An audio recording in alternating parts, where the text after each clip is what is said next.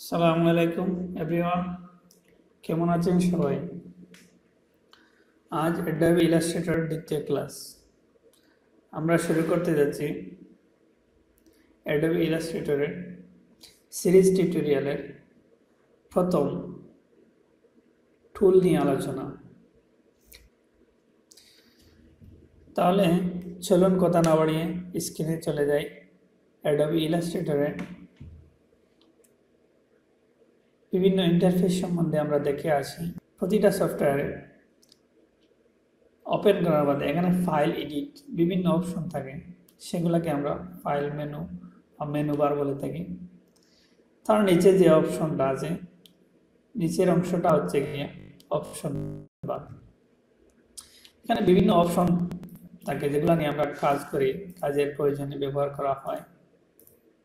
মানে এখানে কালার আছে, এখানে ফিল কালার আছে, স্টক কালার আছে, তারপর এখানে আছে টুল প্যানেল অথবা টুলবার বলে থাকি এগুলোকে আমরা। এটা হচ্ছে ওয়ার্ক স্পেস। ওয়ার্ক স্পেস মিন আমরা কাজের প্রয়োজনে এই অপশনগুলো আমরা সাজিয়ে থাকি। যে যেরকমই কাজ করেন না কেন ঠিক ওই রকমই ওয়ার্ক স্পেস সাজিয়ে থাকেন। ওয়ার্ক স্পেসের এখানে বিভিন্ন অপশন আছে: এসেনশিয়াল, ক্লাসিক, লেআউট, প্রিন্টিং এবং printing, proofing, tracing, typography, web. প্রতিটা কাজেরই ডিফল্টভাবে কিছু অপশন অ্যাডোবি ইলাস্ট্রেটর কর্তৃপক্ষ সাজিয়ে দিয়েছে, তবুও আমরা আমাদের মতো এটা সাজাতে পারবো। এখানে লেআউট যদি আমি নিয়ে কাজ করি তাহলে দেখেন, লেআউটে ক্লিক করলে টোটালি লেআউটের যারা কাজের অপশন যতটুকু প্রয়োজন ততটুকু ওনারা দিয়ে দিয়েছে, তবুও আমরা এখানে অপশনগুলো অ্যাড করতে পারবো। অটোমেশন নিয়ে যদি কাজ করেন তাহলে অটোমেশনে কালার নিয়ে বেশি কাজ হয়, ট্রান্সপারেন্সি, প্যাথফাইন্ডার, ইমেজ ট্রেসিং ইত্যাদি। এই অপশনটা এখানে এরর চিহ্ন ক্লিক করলে এটা মিনিমাইজ হবে, এখানে ক্লিক করলে এটা একটু বড় দেখা যাবে। সো আমরা আমাদের ইচ্ছা মতো এগুলা মুভ করাতে পারবো, অথবা ড্র্যাগ অ্যান্ড ড্রপ করে মাউসের লেফট বাটন ক্লিক করে ড্র্যাগ করে আবার সেট করতে পারবো। কখনো যদি এই ওয়ার্কস্পেস চলে যায়, ওয়ার্কস্পেসের বিভিন্ন অপশন যদি আমরা না খুঁজে পাই তাহলে এখানে বইয়ের কিছু নাই। এই জায়গায় ক্লিক করে আমরা রিসেট অটোমেশন অথবা আপনারা যে অপশন নিয়ে কাজ করবেন সেই অপশনে রিসেট দিয়ে দিলে প্রথম যেভাবে অ্যাডোবি ইলাস্ট্রেটর ইনস্টল দেওয়ার পরে যেরকম আসে ঠিক ওইরকমই ওরা ডিফল্টভাবে দিয়ে দিবে আবার। অথবা নিউ ওয়ার্কস্পেস নিয়ে আপনারা নিউ ওয়ার্কস্পেস তৈরি করে কাজ করতে পারেন এখান থেকে। তো এই অপশনগুলো আমরা কোথায় থেকে নিয়ে আসবো, সেটা হচ্ছে উইন্ডো থেকে বিভিন্ন অপশন আসে। এই উইন্ডো থেকে ক্লিক করে আমি যদি নিয়ে আসি ডকুমেন্ট ইনফরমেশন, তাহলে এখান থেকে ক্লিক করার পর এই সামনে চলে আসছে। ড্র্যাগ অ্যান্ড ড্রপ করে আমি কোথায় সেট করে দিয়ে দেবো। লেয়ার যদি আমি নিয়ে আসি তাহলে লেয়ার অপশনে ক্লিক করব। লেয়ার অপশনে ক্লিক করার পর দেখেন লেয়ার এখানে আমার অলরেডি আছে। আমি যদি প্যাথফাইন্ডার অলরেডি আমার আছে।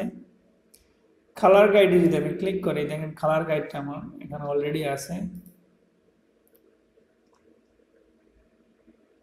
এটা স্টেপে আমরা এখানে সব কিছু খুঁজে পাবো। দেখেন আমাদের প্রপার্টিজ, আমি প্রপার্টিজে ক্লিক করার পর এখানে আমার প্রপার্টিজটা চলে আসছে। আমি প্রপার্টিজটা ড্র্যাগ অ্যান্ড ড্রপ করে আমি আমার যে জায়গায় প্রয়োজন আমি সেই জায়গায় বসিয়ে দিয়ে দেব।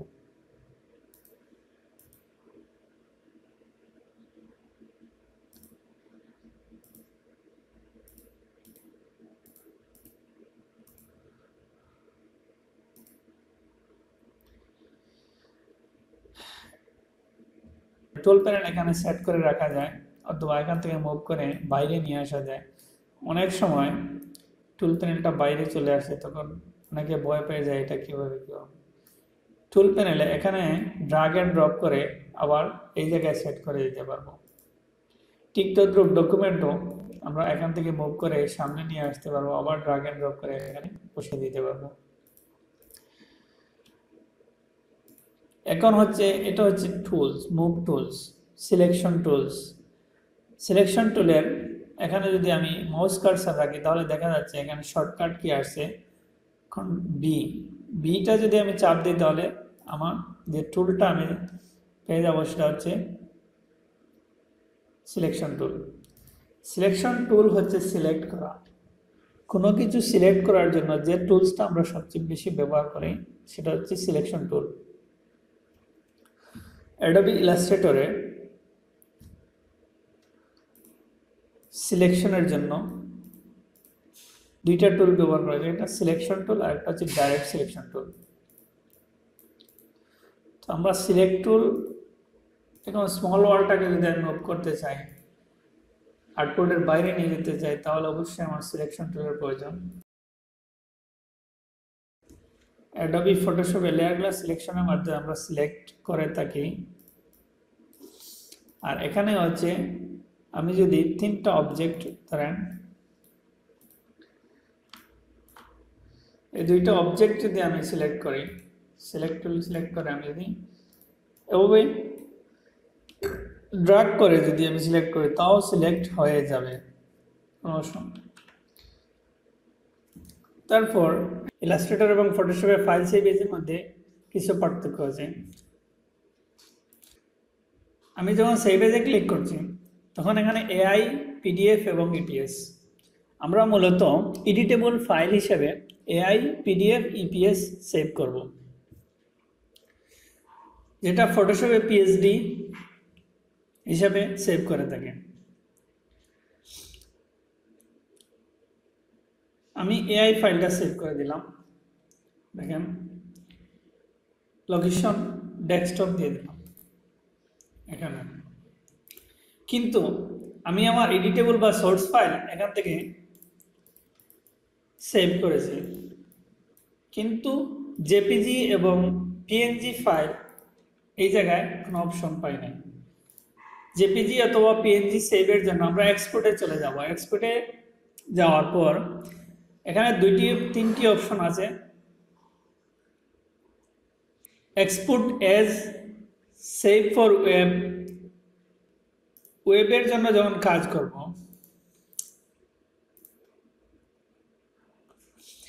সেভ ফর ওয়েব তখনই সেভ করব যখন কোনো ওয়েবসাইটের জন্য ওয়েব ব্যানার অথবা যেমন সোশ্যাল মিডিয়া পোস্ট অথবা ফেসবুক কভার ইত্যাদি কাজের জন্য আমরা সেভ ফর ওয়েব দিয়ে সেভ করব।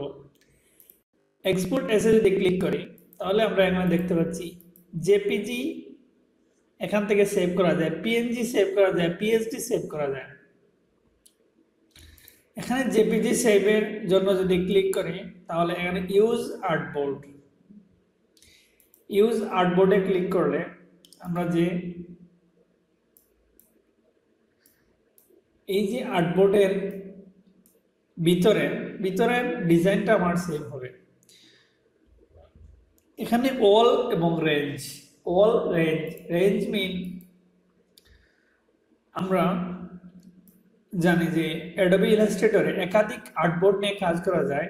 সো অল রেঞ্জ দিলে এখানে যদি ফার্স্টটা আর্টবোর্ড নিয়ে আমি কাজ করি ফার্স্টটা সেভ হবে, আর রেঞ্জ দিলে যে আর্টবোর্ড নিয়ে যে 3 নম্বর আর্টবোর্ডে যদি আমি ডিজাইনটা সেভ করতে চাই তাহলে এখানে 3 দিয়ে দিব, দেন এক্সপোর্ট দিব, সেভ হবে। পিএনজির সেভ করার ক্ষেত্রে সেম, আমরা জেপিজি একটা ফাইল সেভ করে দেখে আসি, ইউজ আর্টবোর্ড দিয়ে আমি সেভ করলাম, এক্সপোর্ট। এখান থেকে স্মল 8 জিবির জন্য আমরা 72 এবং সিএমআইকে এর জন্য 300 পিপিআই নিয়ে আমরা সেভ করব, রিপ্লেস দিয়ে দিলাম। আমি দেখেন এখানে আর্টবোর্ডের ভিতরের অংশটা সেভ হয়েছে। এখন আমি আর্টবোর্ডের বাইরে একটা অবজেক্ট নিয়ে আমি সেভ করব, দেখেন এক্সপোর্ট, সেভ এজ জেপিজি। আমি কোনো চেক দিলাম না, আর্টবোর্ডে আমি সেভ দিয়ে দিলাম, রিনেম হয়ে যাবে যেহেতু আমি কোনো একটা ক্যারেক্টার দিয়ে সেভ দিয়ে দিলাম। দেখতে পাচ্ছেন আর্টবোর্ডের বাইরের অংশ থেকে এই অবজেক্টটা সহ জেপিজি সেভ হয়ে গেছে। সো আশা করি বুঝতে পারছেন আপনারা অ্যাডোবি ইলাস্ট্রেটরের ফাইল ফরম্যাট সেভিং নিয়ে। তাহলে আজ এই পর্যন্তই, কথা হবে নেক্সট ভিডিওতে। আল্লাহ হাফিজ।